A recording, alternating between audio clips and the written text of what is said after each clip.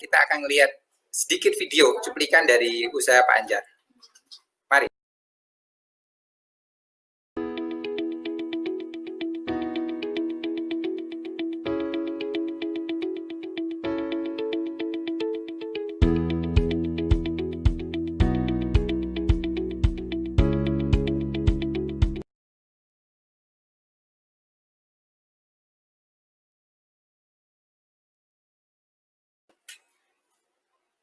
Sudah, Pak?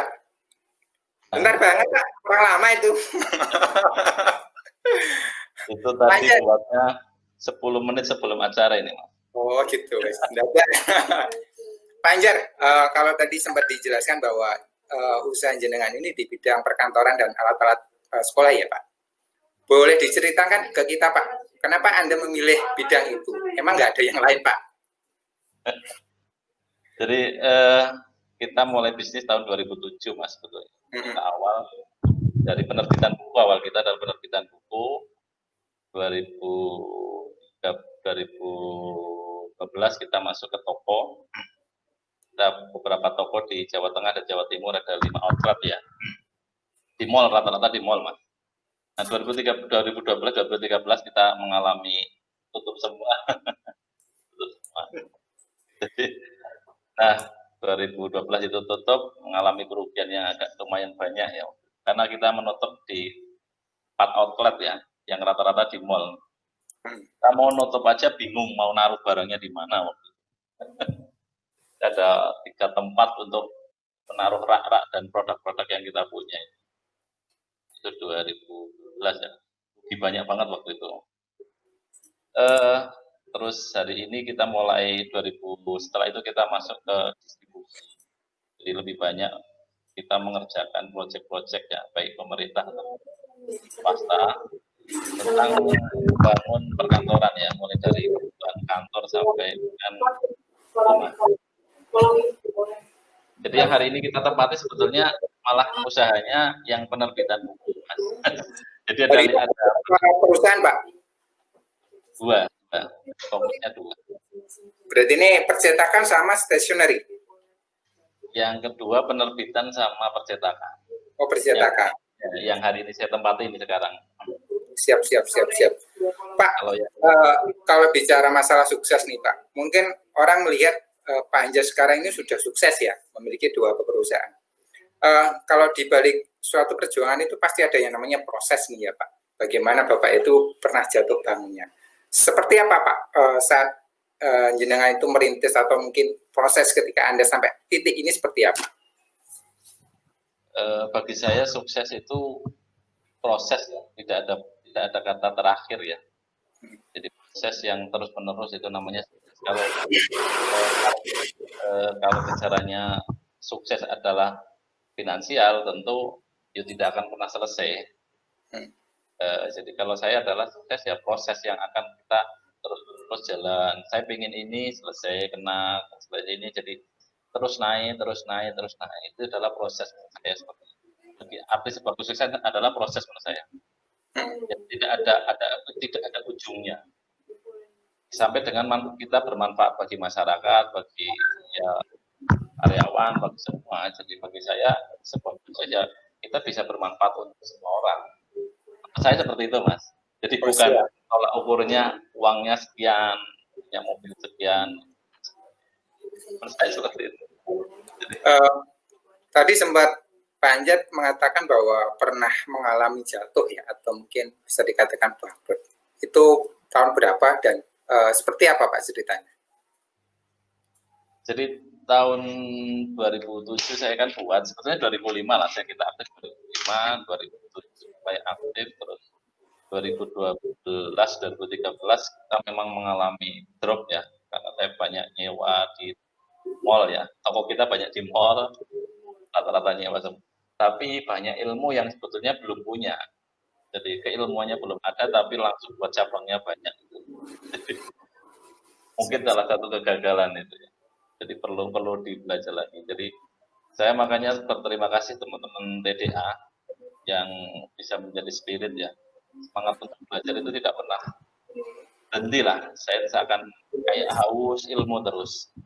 Jadi kita akan terus belajar karena tantangannya ada terus kayak nggak pernah berhenti. Makanya itu yang mungkin jadi spirit ya. Saya Kalau banyak kalau tadi jenengan mengatakan bahwa TDA ini juga ikut ambil andil ya dalam proses jenengan merintis suatu perusahaan. Bisa diceritakan Pak, seberapa besarkah TDA itu berpengaruh dalam perusahaan sampean? yang pertama mindset. Jadi, saya tuh kalau ingin usaha ya di kesarannya dikeloni dewe no Mas. Keloni dewe. Jadi semua dilakukan, saya nggak mau ada orang lain itu masuk. Ada ketakutan-ketakutan. Itu yang pertama. Jadi salah satu ya manfaat gabung TDA adalah bahwa berusaha itu atau membuat usaha itu bukan hanya untuk kita, tapi untuk semua orang. Bisnis kita nanti bisa dimiliki semua orang, bisa bermanfaat untuk masyarakat, untuk karyawan. Itu yang jadi pola pikirnya seperti itu. Dulu kan kita ya itu tadi awal membuat bisnis ya pinginnya ya untuk dirinya sendiri supaya bahkan orang lain nggak boleh masuk. ketakutan itu yang banyak pertama kali merubah pola ya. Jadi saya di situ mungkin mindset bahwa bisnis itu bukan hanya untuk dirinya sendiri tapi timnya, untuk masyarakat itu yang mungkin lebih manfaat bagi saya sendiri.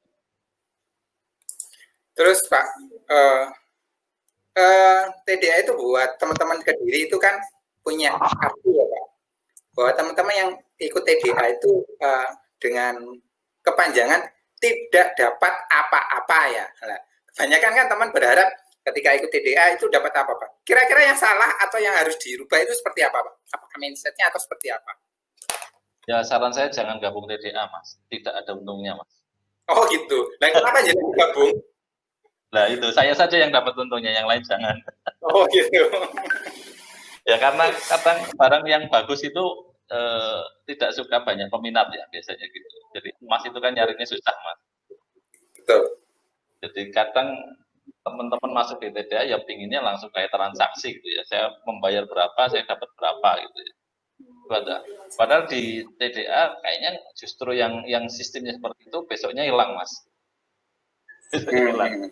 Tapi yang biasa memberikan kontribusi, biasa aktif di kegiatan itu justru banyak dapat manfaat ya. Terutama di setiap kegiatan muncul silaturahmi, berbagi sharing itu yang mungkin dapat. Kalau kita bicaranya kayak transaksi, saya ikut A, saya bayar sekian, besok dapat A, ya itu biasanya besoknya hilang Mas.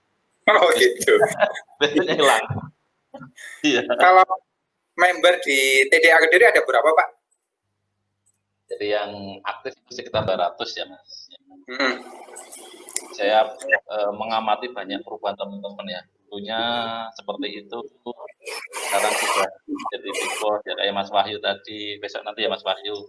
Ya. Jadi dulunya saya tahu seperti apa awal-awal, terus Mas Imam, termasuk teman-teman lah. Saya banyak mengamati teman-teman yang dulunya sangat-sangat sederhana biasa, hari ini bisnisnya wow. Bahkan saya termasuk orang lama tapi yang banyak disalib ya. Bisa jadi gini ya Pak? Ya, jadi saya nggak tahu ini temannya pakai rumus apa itu. Oke. Mungkin buat teman-teman atau mungkin buat jenengan Pak, saran buat teman-teman yang belum gabung TDA seperti apa, dan buat teman-teman yang sudah gabung TDA agar mereka tetap bisa apa ya, lebih aktif ke TDA itu seperti apa Pak sarannya? Ya itu tadi sarannya jangan ikut Mas. Wah ini bukan anjuran namanya Pak. Jadi karena ini memberikan manfaat yang banyak, makanya jangan banyak-banyak yang ikut gitu. Gitu. Karena menurut saya manfaatnya banyak, jadi kan di limited edition ya. Oh gitu. Banyak yang ikut ya. Gitu.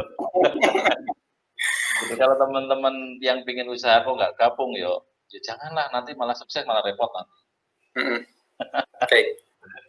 Pak Anjar, kalau saya bertanya tentang sebuah sukses ya, sukses menurut Pak Anjar itu yang seperti apa?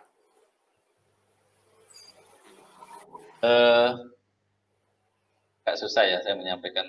Yang penting sukses itu ya apa ya, itu tadi proses ya, proses yang berjalan, yang terus hari ini lebih baik daripada hari kemarin. aja sih menurut saya. Baik. Yang penting itu seperti itu. Baik Pak Anjar, kalau misalkan teman-teman, karena ini kita disediakan secara nasional nih, kalau teman-teman yang ada di luar Kediri, atau misalkan di seluruh Indonesia, bahkan seluruh dunia, ingin tahu tempat Pak Anjar, ingin misalkan kerja sama ke tempat Pak Anjar, kira-kira nih kita harus kemana nih? Kita menghubungi siapa nih Pak Anjar? Monggo silahkan datang aja ke Kediri, nanti saya jemput nanti. Alamatnya Pak?